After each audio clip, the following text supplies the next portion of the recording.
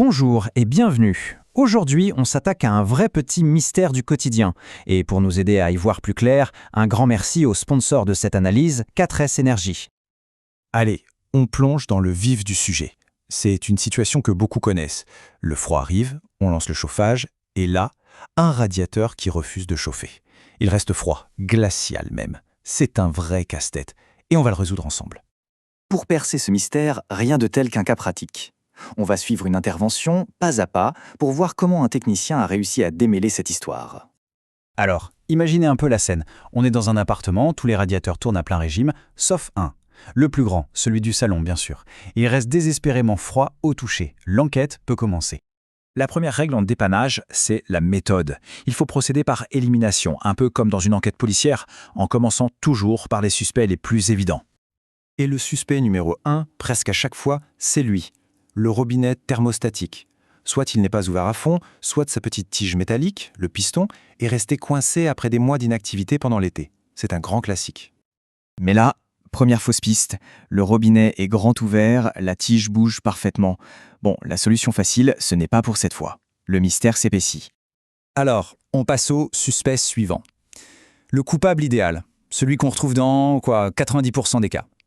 L'air. Une bulle d'air coincée en haut du radiateur l'empêche de chauffer. L'étape logique, c'est donc de purger. Et là, c'est la surprise. Au lieu du petit pchit caractéristique de l'air qui s'échappe, c'est de l'eau qui sort tout de suite, et de l'eau froide en plus. Là, ça veut dire que le problème est bien plus inhabituel, ce n'est pas une simple bulle d'air. Bon, quand les vérifications de base ne donnent rien, il faut creuser plus loin. Il faut commencer à envisager une piste plus sournoise, un défaut caché.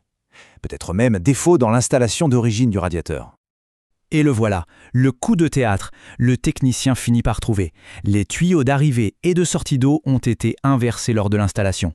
L'arrivée d'eau chaude est branchée en bas et le retour en haut. C'est ça, la clé de toute l'énigme. Alors, pourquoi c'est si problématique cette inversion? C'est simple, l'eau chaude arrive par le bas, mais l'air, lui, est plus léger, donc il monte. Il se retrouve piégé tout en haut du radiateur, dans un coin inaccessible pour le purgeur. Ça crée un véritable bouchon d'air qui bloque complètement la circulation. Le radiateur ne peut tout simplement pas chauffer. La solution est donc aussi inhabituelle que le problème. Il faut aller libérer cet air manuellement en desserrant tout doucement l'écrou du raccord supérieur. C'est une manipulation délicate, évidemment, il faut bien protéger le sol et être prêt à resserrer dès que l'eau arrive. Mais c'est le seul moyen de faire sauter ce bouchon. Bon, ce cas d'inversion, c'est assez rare, il faut bien l'avouer. Mais profitons-en pour revenir sur les problèmes bien plus fréquents et surtout sur comment les repérer. Et pour ça, il y a une astuce à connaître absolument, c'est le b.a.-ba du diagnostic. Il suffit de poser la main sur son radiateur. S'il est froid en haut et chaud en bas, c'est de l'air. À 99%.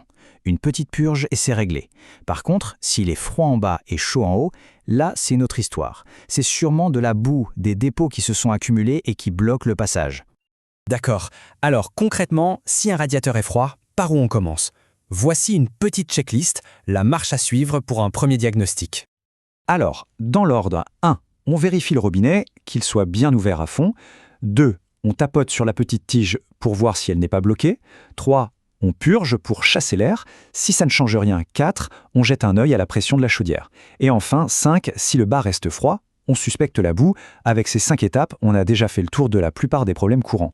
Bien sûr, il y a des moments où il faut savoir passer la main. Si après toutes ces vérifications, le radiateur reste de marbre, ou si le problème semble plus complexe, il ne faut surtout pas hésiter, on appelle un professionnel. Et qui dit intervention professionnelle dit forcément un coût. Une purge complète, ça reste raisonnable. Mais un désembouage, c'est-à-dire un nettoyage en profondeur de tout le circuit, c'est une opération lourde, et on voit que les tarifs grimpent vite.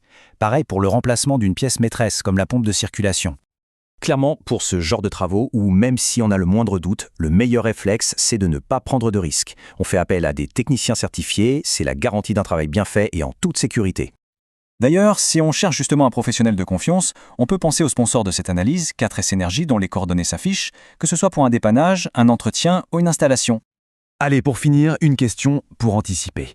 Avant que la vague de froid ne s'installe vraiment, quel est le petit geste, la vérification toute simple qu'on pourrait faire dès aujourd'hui sur son chauffage pour s'assurer de passer un hiver au chaud, l'esprit tranquille?